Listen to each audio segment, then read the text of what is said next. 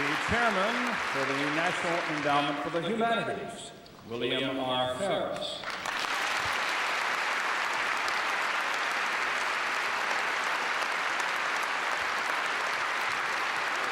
The Chairman of the President's Committee on the Arts and Humanities, John Bradley.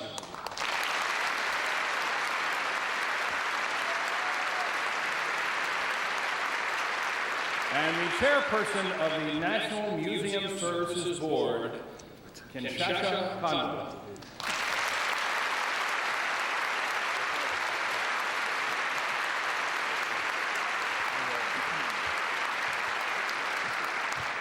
It is our honor to present the National Medal of the Arts recipients for the year 2000. Maya Angelou.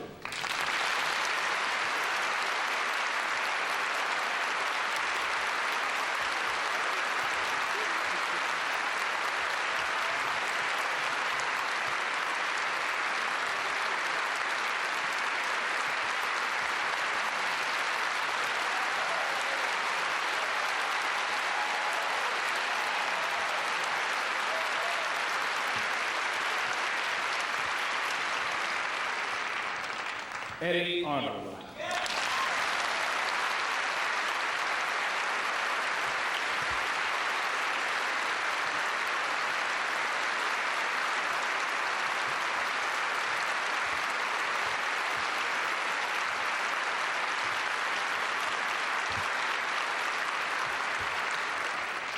Mikhail Barishnikov.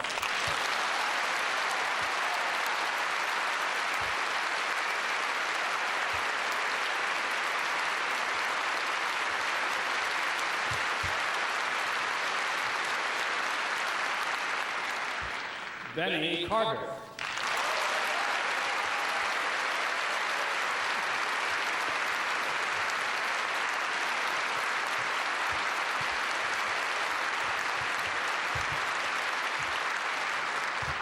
Chuck Kloss.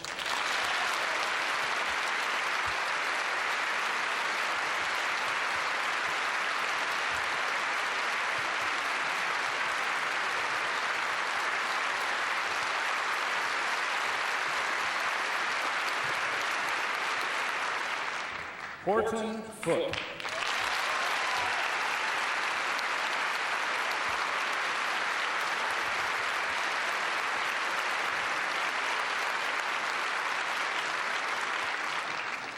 Louis Manilow.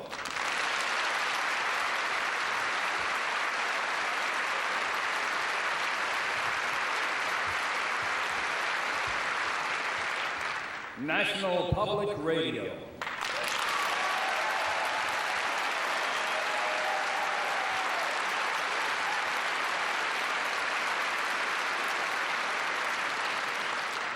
Kloss Oldenburg.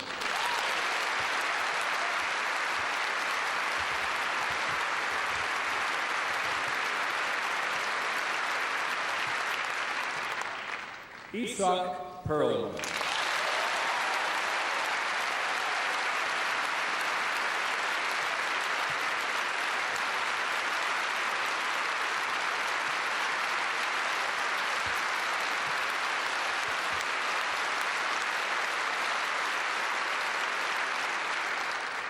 Harold Prince.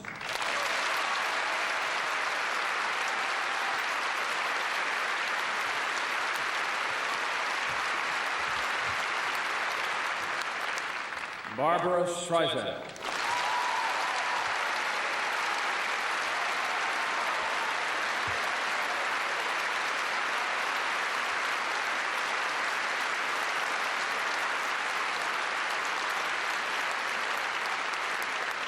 The recipients of the National Medal of the Arts 2000.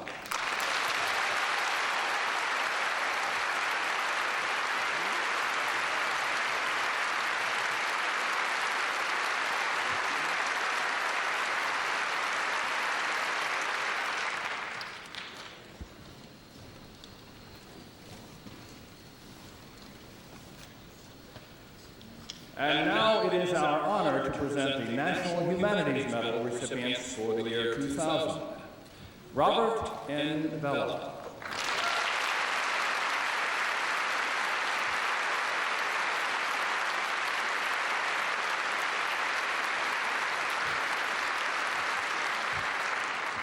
Will D. Campbell.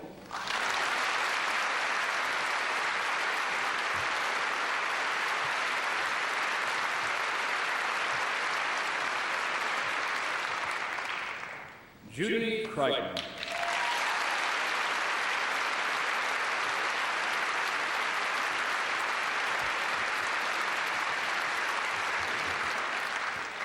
David C. Driscoll.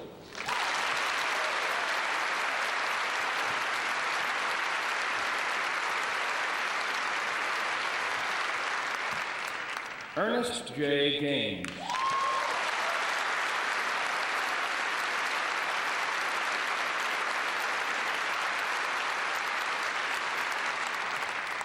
Herman T. Guerrero.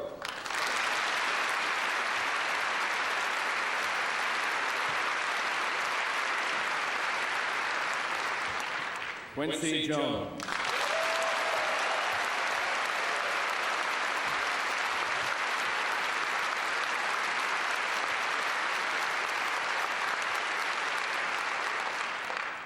Barbara Kingsolver.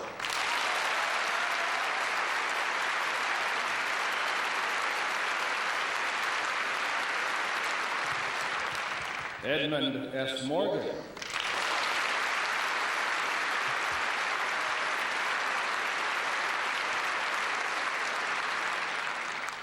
Tony Morrison.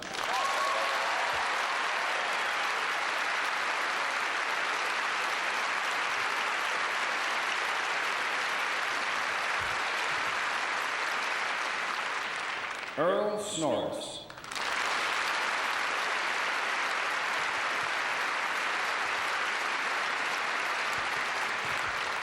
Virginia Driving Hawk Snape.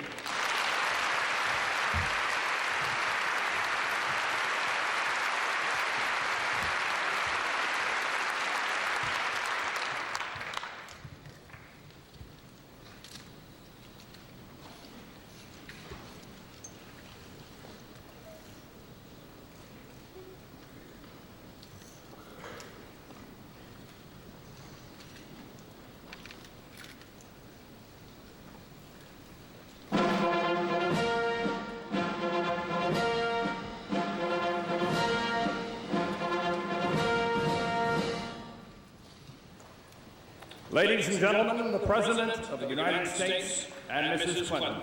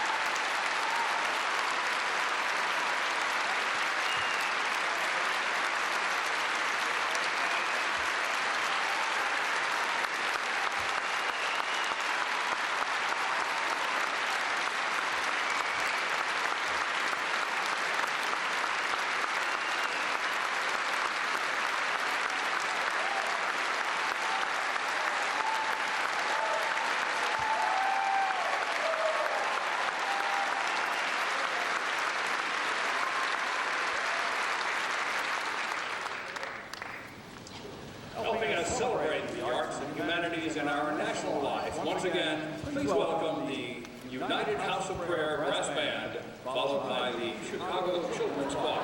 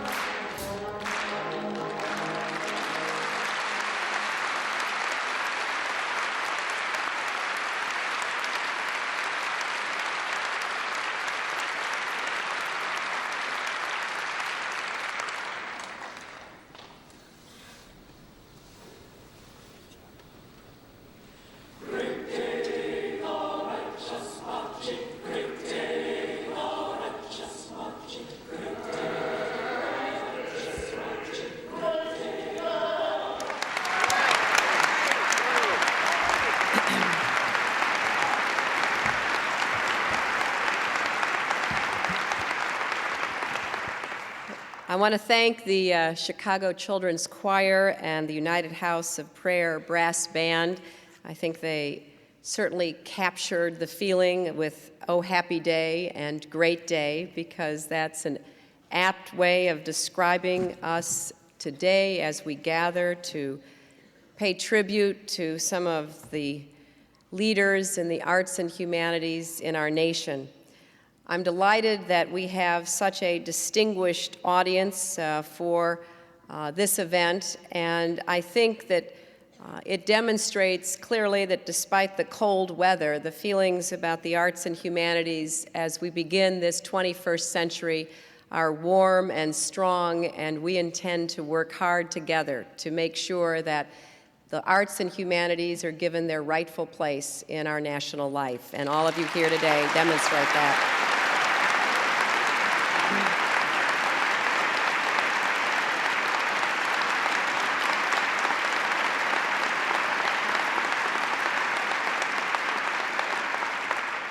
And some of the people who have worked so hard over the last years to make sure that we could end this administration on such a positive note about the arts and humanities are Bill Ivey and Bill Ferris, John Bradamus, the acting director of the Institute of Museum and Library Services, Beverly Shepard, the chair of the National Museum Services Board, Kinshasa Conwell, members of the cabinet. I know that Secretary Riley is here, members of Congress, Congressman LaFaltz, Congressman Matsui, Congressman Leach, Congressman Kucinich, honorees and their families, many of whom have been active in the advocacy world on behalf of the arts and humanities, and so many of the citizen volunteers who have served as members of the National Council on the Arts, the National Humanities Council, and the President's Committee on the Arts and Humanities who are here. Could I ask everyone whom I've just referred to, please to stand so that we can demonstrate our appreciation for your service.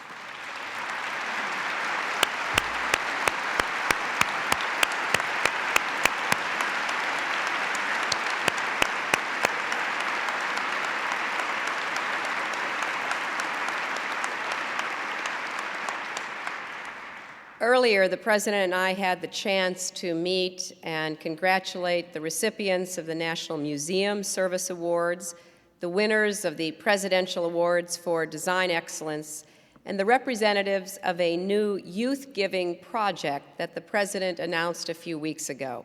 I want also to thank them publicly again for their achievements and contributions.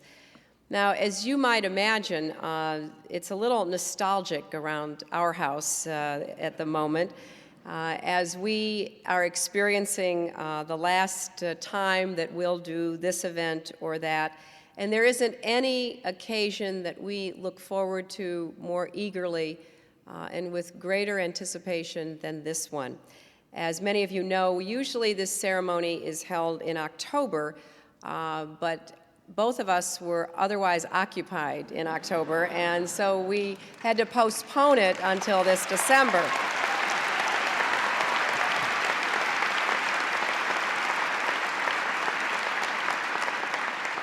And when we arrived in 1993, you may recall that this used to be two separate events, each much smaller in scope, one to honor the arts honorees, the others the humanities honorees. But we wanted especially to elevate the ceremony consistent with the key role that the arts and humanities play in our individual lives as well as in the life of our nation. So through the years, as you can see from the recipients on the stage, the number of medals has increased and the audiences have grown. I believe this is certainly the largest audience that has witnessed this ceremony. And we have also tried to recognize the people who, throughout our country, day in and day out, run the arts and humanities councils, who lead our museums and our galleries, our performing arts centers, our research centers, who generously support with their philanthropy our cultural life. And you have all made a difference. Some of you know that we've had lots of firsts at the White House in the last 8 years, consistent with our commitment to the arts and humanities. We've added to the White House permanent collection the first paintings by an African-American artist and a 20th century woman. We've created the Sculpture Garden to showcase the work of contemporary artists from all over our country. We've held the first ever White House Conference on Culture and Diplomacy. And we've waged a campaign to put art and music back into our classrooms, as well as saving the treasures that have been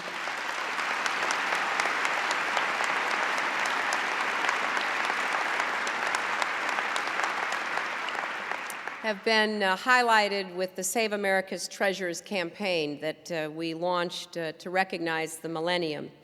And of course, our commitment meant standing firm in our support of federal funding for the arts after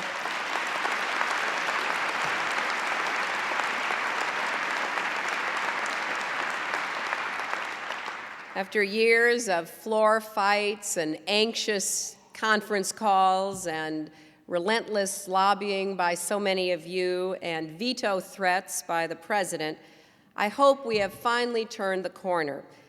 We won small increases in the NEA, NEH, and IMLS budgets this year, and it really was due to the bipartisan support that has been built over the last 8 years on behalf of this program. And I very much appreciate all the members of Congress who could be here and those who fought the good fight over the years to make this happen.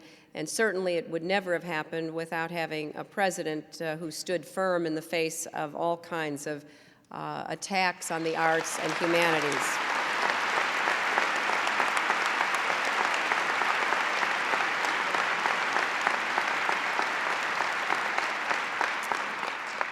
I, for one, am looking forward to joining my colleagues in the Congress to stand firm on behalf of the arts and humanities in the future.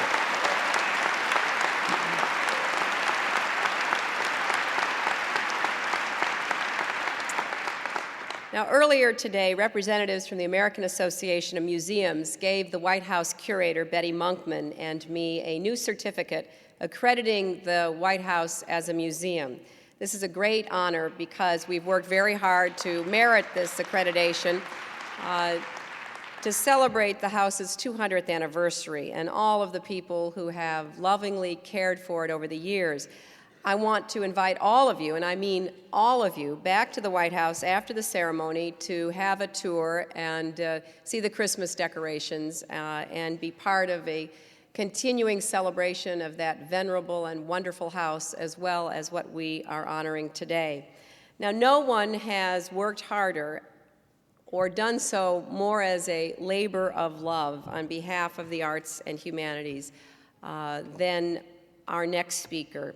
I know from personal experience that this is not just a ceremonial duty, but a habit of the heart, Professor Bella, one that he relishes with delight, and many of the people on this stage today have entertained and edified him over the years, going back now to the very beginning of his life in Hope, Arkansas. And so it gives me great, great pleasure, especially on this occasion, to introduce the President of the United States, Bill Clinton.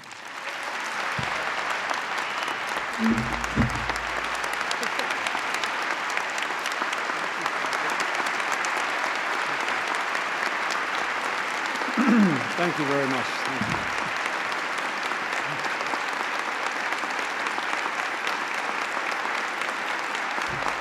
Thank you. Thank you. Thank you.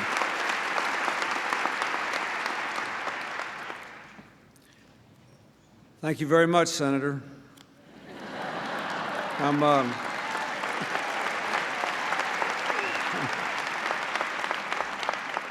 trying to get in the habit here, you know. If I might, I'd just like to say a word of appreciation to all those Hillary has mentioned, to the young people who entertained us at the beginning, I thought were wonderful, to the members of Congress who have supported these endeavors. But I'd also like to thank Hillary for what she has done. She's been the honorary chair of the President's Committee on Arts and Humanities, a strong advocate for the National Endowment for the Arts and the National Endowment for the Humanities.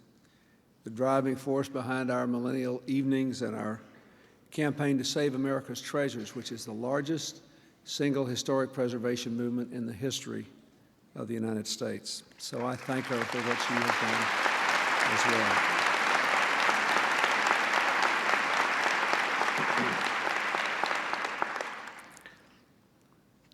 It is true, as Hillary said, that this has been for 8 years now a labor of love for me because of my own personal history with the arts and humanities. But each passing year has convinced me more strongly of the importance of every nation elevating the kind of people we honor today, and of the fundamental lessons of the human spirit being imparted in the broadest possible manner. I think it is quite interesting that we live at a time where there is more personal freedom than at any time in human history, where in the last few years, for the very first time, more than half the people on the globe live under governments of their own choosing. But in the aftermath of the Cold War, it's almost as if an artificial lid had been lifted off the darker spirits of people around the world, and we've seen this remarkable upsurge of racial and religious and ethnic and tribal warfare, sometimes leading to breathtaking numbers of casualties and so often leading to hatred and misunderstanding. Mostly, if not always, the arts and humanities bring us together by making us more self-aware and more human. They make us more likely to understand our neighbors and to be better neighbors ourselves. And so I hope that in the years ahead, when we literally have an opportunity never before seen in my lifetime to build a world of unprecedented peace and harmony and shared prosperity and interdependence, the work we honor today will become more important to every single American citizen. That's one of the reasons that I strongly support the idea of a National Arts and Humanities Day, which the President's Committee on Arts and Humanities has recommended. And if I might, I would also like to recognize as a group the recipients of the Presidential Awards for Design Excellence, given every 4 years by the National Government's General Services Administration to celebrate excellence in federal design, the things your government builds with your tax money. They remind us that with a little vision, we need not settle for the mundane when it comes to the objects, arteries, and architecture that the government places in the world around us. I'd like to especially thank Bob Peck, the Commissioner of the Public Building Service, for his role in our doing better with the federal government's construction. And I'd like to just mention the award-winning projects. Most of you will probably have seen at least one of them, but you might want to look for more as you move around America. The new U.S. Census Bureau National Data Processing Center in Bowie, Maryland. The innovative U.S. Port of Entry in Calexico, California. The wonderful refurbished Grand Central Terminal in New York City. The soaring sweep of Interstate 70 through Glenwood Canyon, Colorado. The Mars Pathfinder mission. The Franklin D. Roosevelt Memorial here in Washington. The National Park Service's Park Cultural Landscapes program. The West Side Max Light Rail System in Portland, Oregon. And the Mayor's Institute on City Design here in Washington. I would like to ask the representatives of each of these projects to stand and be honored by us. Please stand.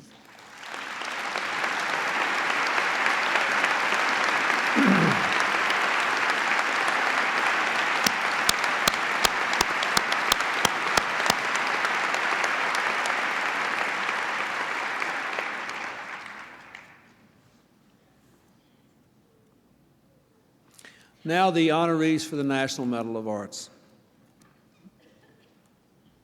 Maya Angelou once wrote, "History, despite its wrenching pain, cannot be unlived, and if faced with courage, need not be lived again." Offering us always the raw truth and the eloquence of hope, Maya has shown our world the redemptive, healing power of art.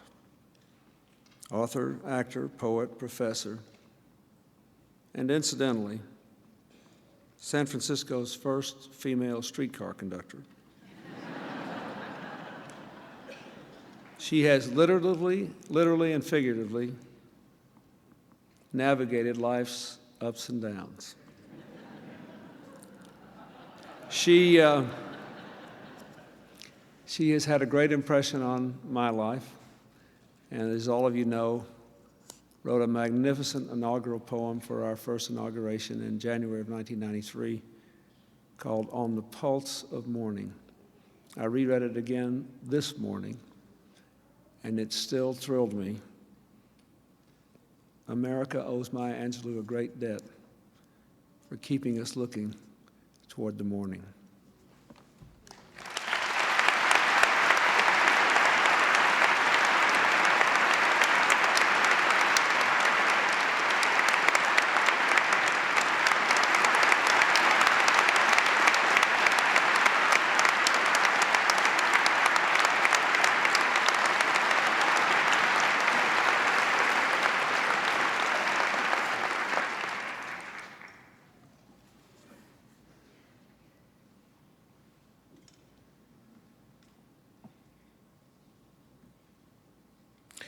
As a boy growing up on a Tennessee farm, Eddie Arnold learned to plow fields with teams of mules and to play country music on the guitar.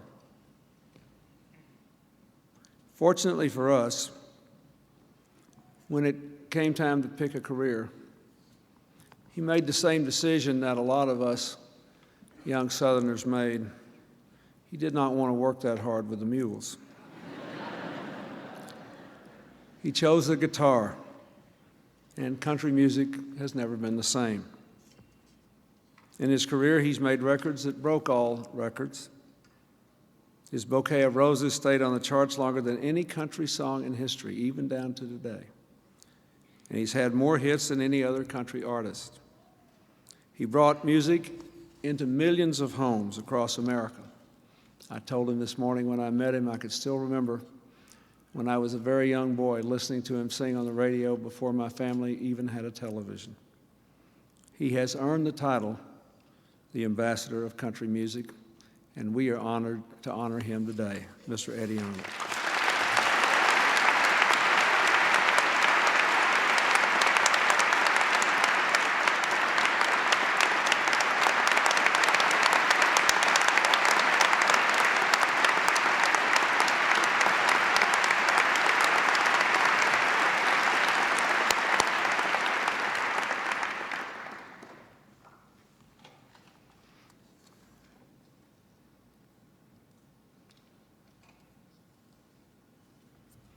Now we honor the greatest male classical dancer of our time and one of the greatest forces in American modern dance, Mikhail Barishnikov. From his 1974 flight to freedom to his reinterpretation of the classics, from his soaring leaps to his bold forays into new forms, Mikhail Barishnikov has taken risk after risk, and they have paid off, not only for him, but for all the rest of us as well. His audiences have grown bigger and broader, and he continues still to inspire us again and again with a renewed sense of wonder. Thank you, Mikhail Barishnikov.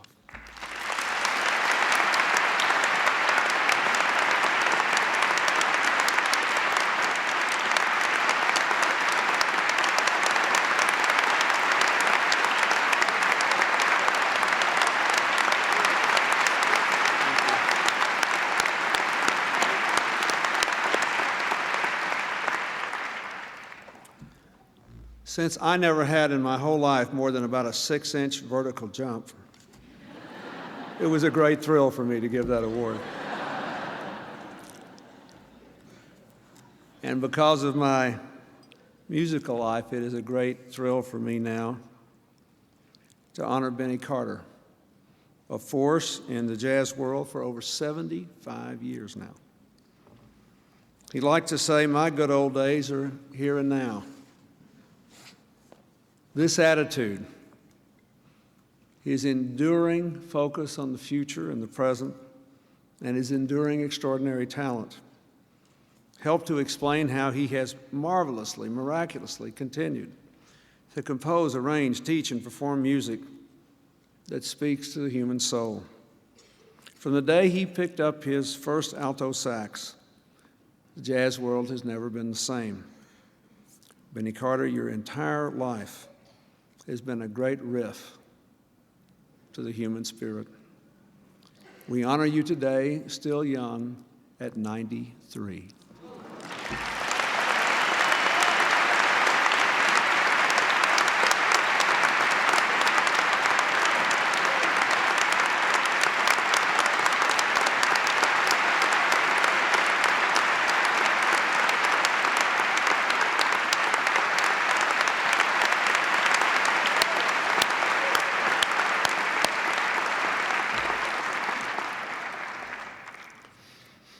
As a young painter just out of art school, Chuck Kloss decided to spend an entire year painting a single portrait. His goal was nothing less than a new form of realism that would honor people without embellishment and all their so-called imperfection. That early artistic gamble would pay off, not just for Chuck's career, but for all of us who've had the provocative, often astounding pleasure of seeing his art. Like many people, I'm always torn between stepping in for a closer look and stepping back for a broader perspective. That ambiguity is part of what makes his art so powerful, so interesting, so clearly a reflection of life itself. I want to thank you, Chuck, for your friendship to Hillary and me and for helping us see in new ways. Mr. Chuck Kloss.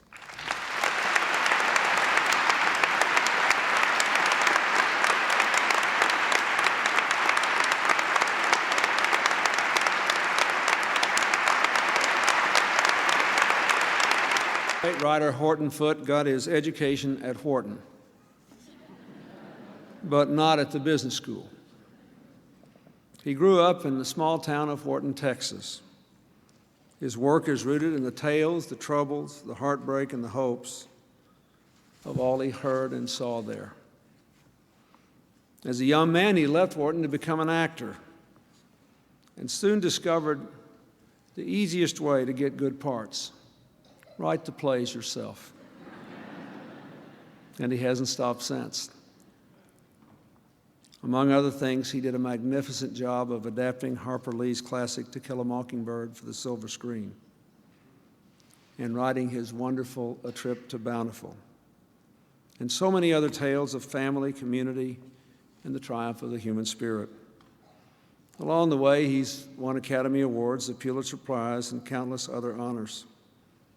Today, we add this honor for his lifetime of artistic achievement and excellence. Mr. Horton Foote.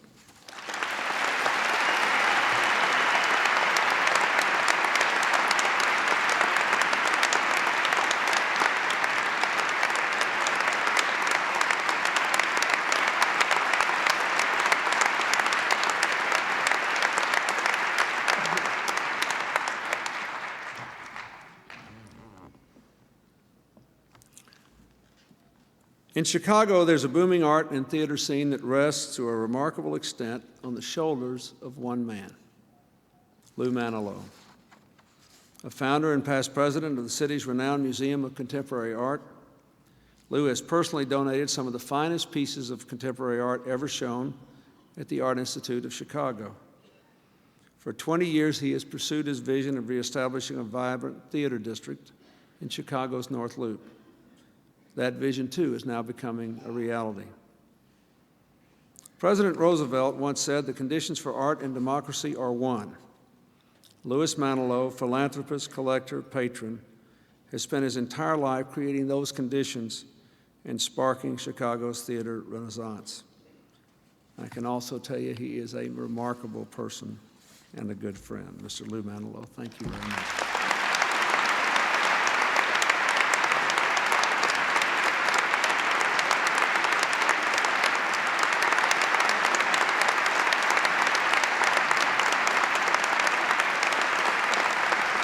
Thank you.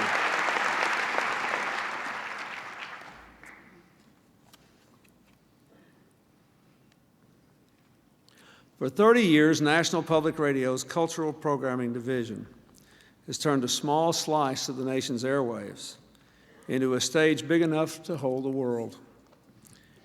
From the mechanics on Car Talk to the music of Carmen, NPR covers it all, enlightening and entertaining us around the clock. I don't know how many years our family has gotten up every morning to NPR blaring away on Hillary's radio. NPR plays a unique role in America's cultural and intellectual life, examining with wit and wisdom the myriad facets of the human condition, our national life, and the state of the world.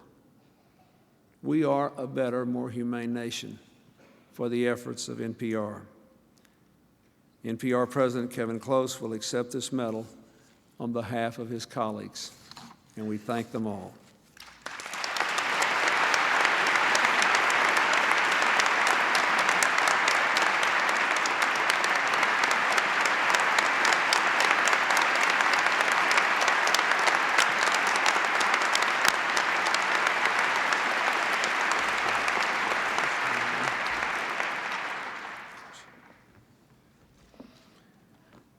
The art of Kloss Oldenburg has a deceptively simple purpose. He once said his aim is to face the facts and learn their beauty. For nearly half a century, this pop art pioneer has done exactly that. His sculptures and happenings begin in commercial culture, but quickly blur the lines between painting and performance, art and actual experience. With his partner in art and in life, Kosha van Bruggen, Oldenburg has made monuments to the mundane, a towering clothespin in a Philadelphia plaza, a massive matchbook on a hill in Barcelona, a buried bicycle in a Paris park. Together they have transformed everyday objects into enduring art and added, I might add, a welcome sense of whimsy to our public places. He's touched us all in that way, and we are grateful. Thank you.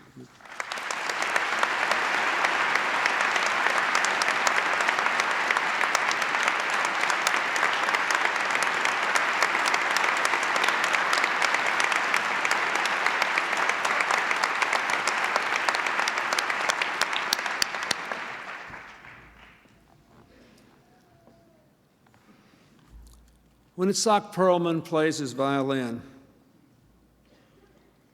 he takes us to places we have never been, where melodies linger in our hearts long after the music has stopped. From his concerts behind the Iron Curtain to his classical recordings, to his collaborations with jazz and pop performers, Itzhak Perlman makes music for the sheer joy of it, reminding us that pure beauty can help us all to transcend ourselves and our differences. I must say, in all the times I've ever seen him perform in person or on television, I am always struck by the sheer energy, courage, and happiness with which he has embraced life, without pity or regret. He is an astonishing musician, and we thank him for sharing his gifts with us.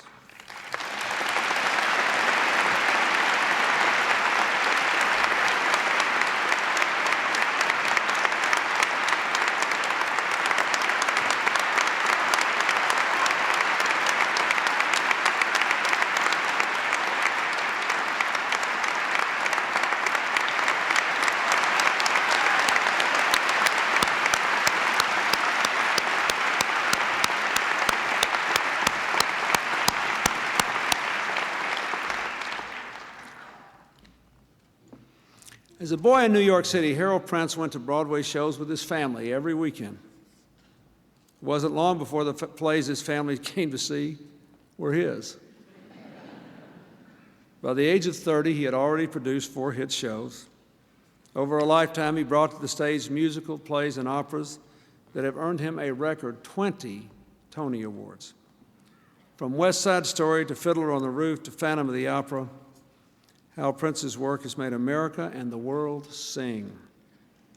Today, we give our regard to Broadway's Prince. Thank you, Hal Prince.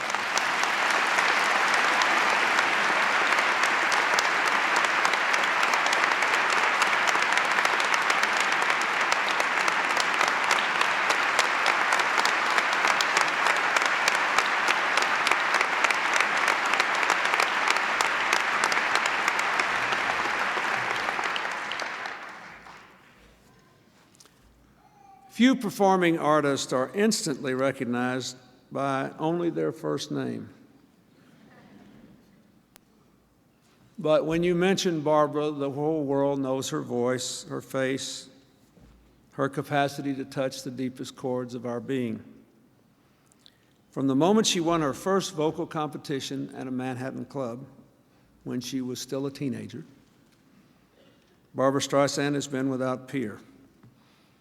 Whether on stage, screen, or in the director's chair, whether in musicals, comedies, or drama, she has been a singular presence. She won the Oscar, the Grammy, the Emmy, the Peabody, because she has a great mind, an enormous creative capacity, a huge heart, and the voice of a generation. I'm glad we have this one honor left to give her, and I thank her for all she has given to us.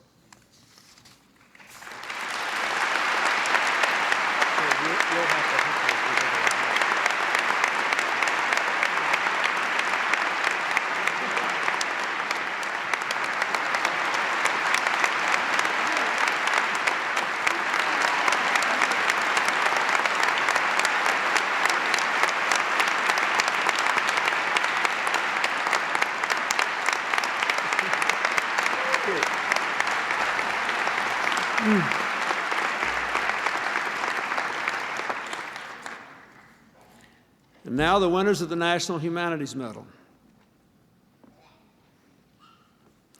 If there is a common critique of the social sciences, it is that their leading voices talk often to each other, but rarely to the rest of us. This has never been the case with Robert Bellah. For decades now, he has been raising issues at the very heart of our national identity and rejecting the easy answers. Like Alexis de Tocqueville, whose legacy he has studied, Robert Bellah understands the tension between two of America's core values, individuality and community. His studies on the moral and religious underpinnings of American civic life have helped us to know better who we are as a people and where we are headed as a nation. And through some very difficult periods in our nation's life, he has reminded us that for all our enshrinement of individuality, we can never make the most of our individual lives unless we first are devoted to our shared community. Thank you, Robert Bellah, for priceless gifts.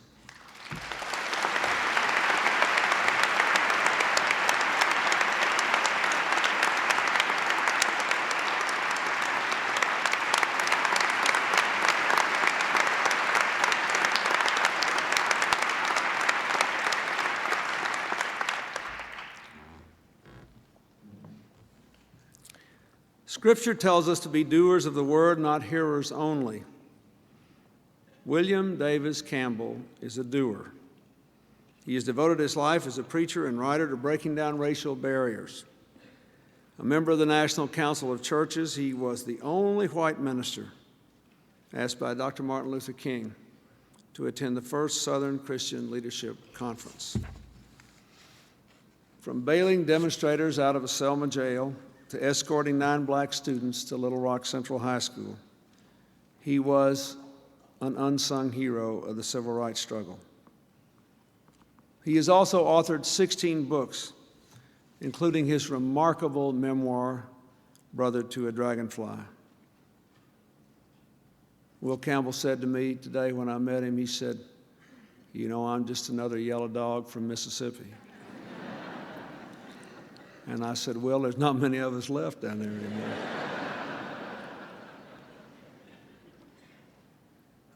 There don't have to be many, as long as there's someone at every critical time for our country, like Will Campbell. He represents the best of what it means to be an American, and we thank him.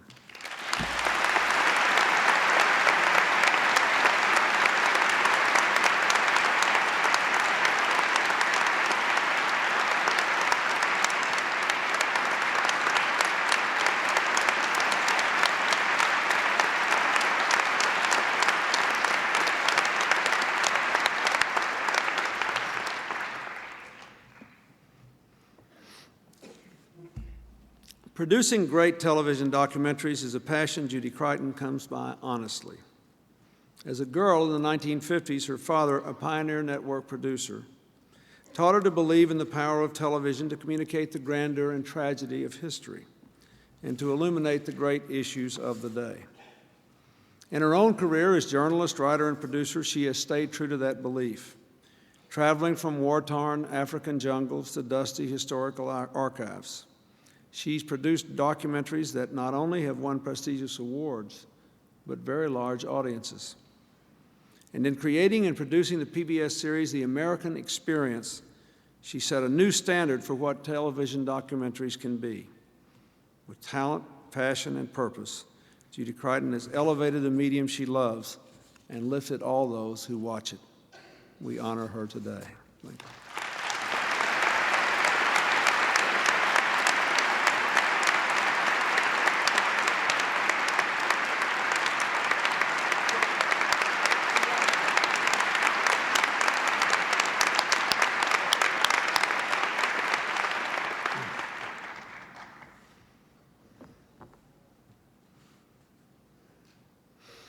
In a poem called The Dream Keeper, Langston Hughes once wrote, "Bring me all your dreams, you dreamers.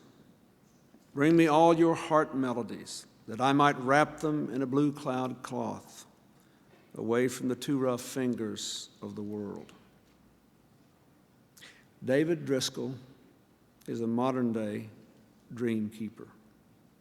As one of the world's foremost authorities and collectors of African American art, he has devoted his life to keeping alive the dreams of hundreds of artists and art lovers. In doing so, he has helped to lift the veil on the struggles and triumphs of a people and a nation yearning to be free. His vision, creativity, scholarship, mentorship, and passion have touched the core of what it means not only to be African American, but to be human in a too rough world. Hillary and I thank him for helping to bring us the first work by an African American artist into the White House, Henry Osawa Tanner's Sand Dunes at Sunset, Atlantic City. For that, and for more than 4 decades of excellence in art, we are proud to honor him today.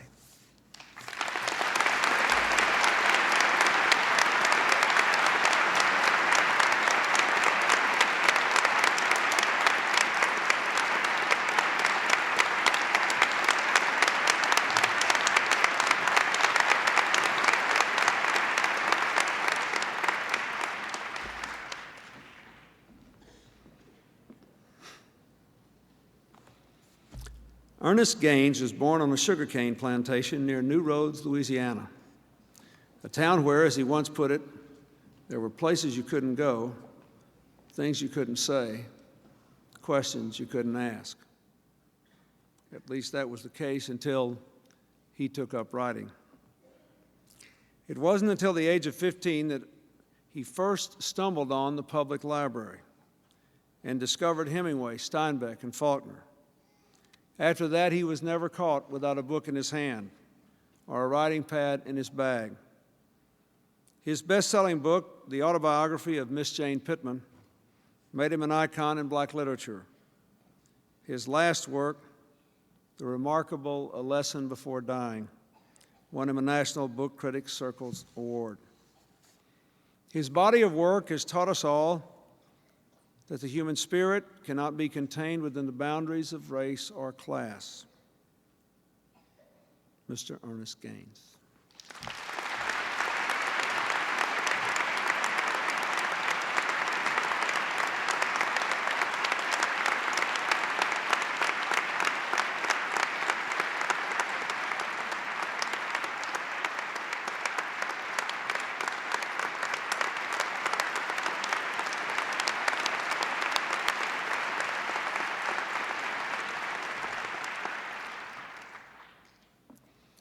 Of all those whom we honor today, none has traveled farther to be with us than Herman Guerrero. He flew 10,000 miles from his home in the northern Mariana Islands. The son of a baker, he has led the effort to preserve and promote the rich history and culture of his beloved islands, particularly the legacy of the Chamorro people, who were nearly wiped out by Spanish colonists in the 17th century. Education in the humanities, he once said, allows the people of the Northern Mariana to rediscover their identity. By honoring the past, Herman Guerrero is moving the Northern Mariana Islands into the future. Today, we thank this baker's son for raising the hopes and dreams of his people.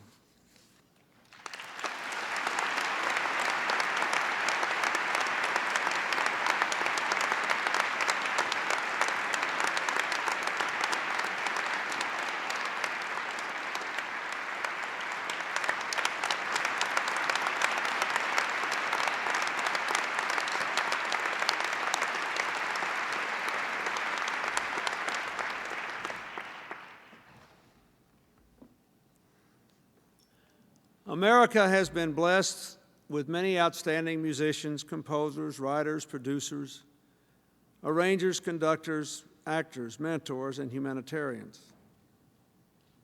But there is only one person in our lifetime who has displayed all these talents in unparalleled excellence. For more than 50 years, Quincy Jones has stood as a true Renaissance man of music, defying all the labels, daring to explore the entire musical spectrum, from bebop to hip-hop, from pop to jazz. The breadth of his musical repertoire is only matched by the bigness of his heart. From South Central LA to South Africa, he has emerged as one of the leading humanitarians of our time, especially in his work to uplift and inspire young people. He is an American treasure, and he is my friend, and I am honored to join all of you in saluting him today, Mr. Quincy Jones.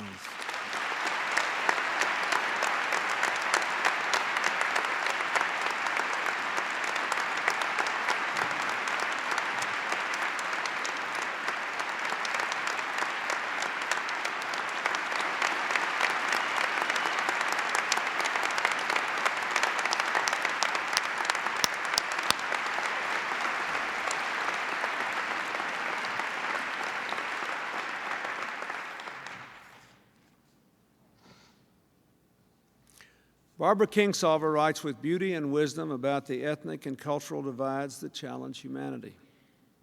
She offers in novels and essays a compelling vision of how they might be healed, from Indian reservations to inner cities to the forests of the Congo. She writes about our limitations and our capacity to overcome them.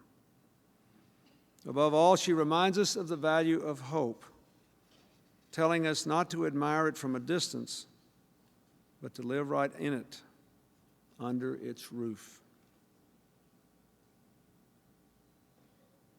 I have rarely seen an author that I thought had a more direct impact on people who read her works and loved them, including the two women in my home.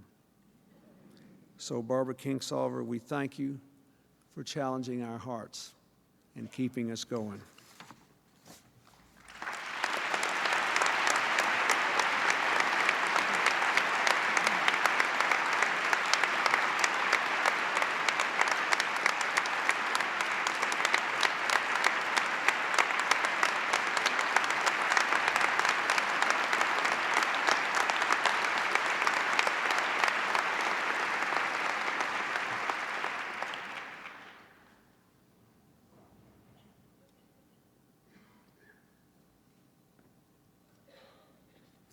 Edmond Morgan is one of the foremost historians of our colonial beginnings. As an author and an educator, he has shed new light on our history, from the tyranny of slavery to the intellectual sparks that set off the American Revolution. Historians and general readers alike have savored his clear writing and clear thinking, and his knack for the human touch, the anecdote or detail that brings history alive for every reader.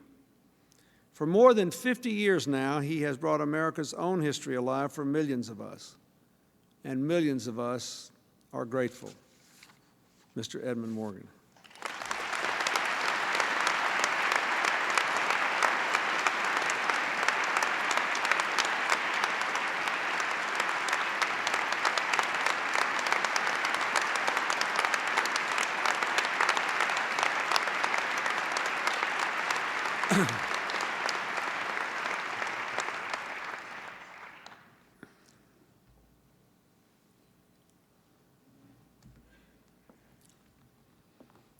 Toni Morrison once said,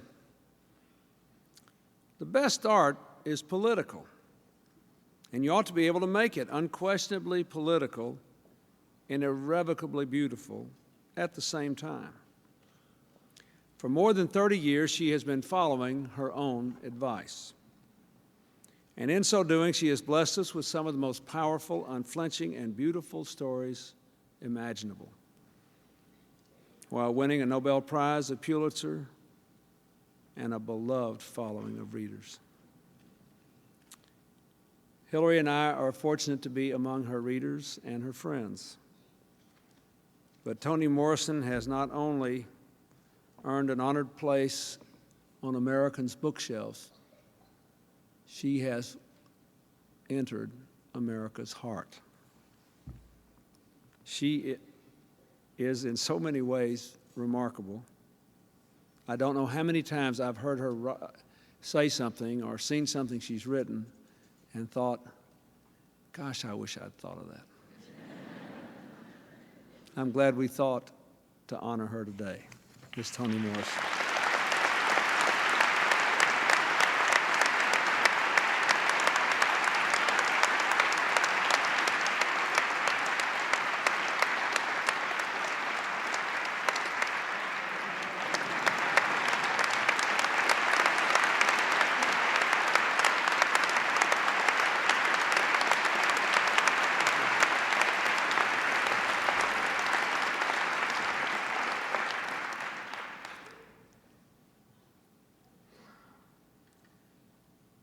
Like many of us, Earl Shores first encountered the works of Socrates and Plato as a freshman in college. The only difference between him and most of us is he was only 13 years old at the time. That kindled a lifelong passion for the humanities, a passion he has helped to pass on to others from all walks of life. He knows the humanities mean the most as a part of people's daily lives, not locked away in some ivory tower or secret closet. His Clemente program in the humanities has inspired thousands of young people from hard-pressed communities to pursue a college education. Earl Shores once said, "People who know humanities become good citizens. They become active, not acted upon." Today, we honor him for many things, but most especially for his work as a champion of the humanities and as a very good citizen.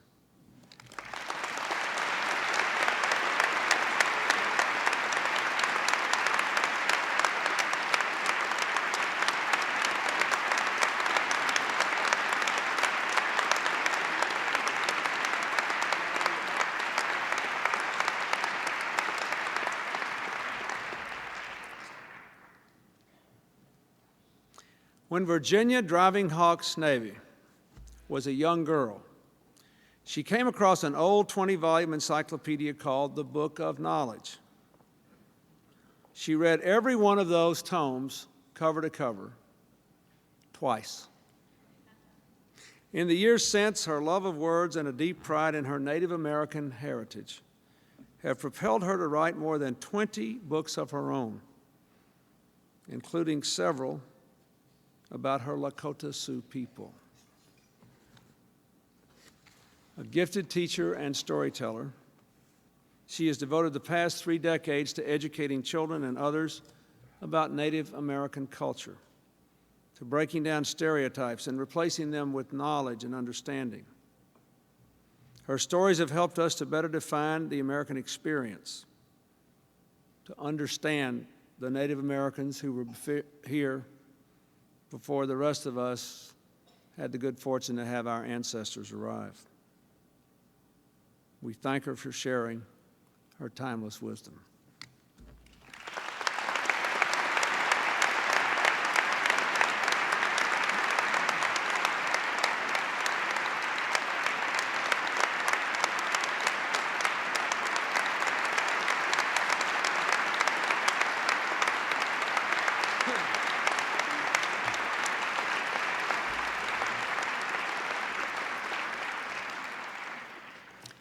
Ladies and gentlemen, we thank you for joining us today to honor these remarkable people.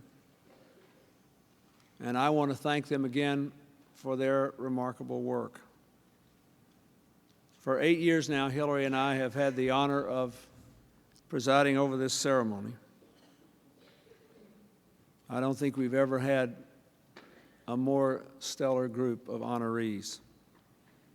But in each and every one of those 8 years, I have again felt the profound importance of preserving human freedom so that people like these will be free to think and speak, to create, to do their work, to lift our better selves and lead us away from dark alleys and wrong paths. We thank them, and we thank God that our country is a place where people like them can flourish. God bless you all, and happy holidays.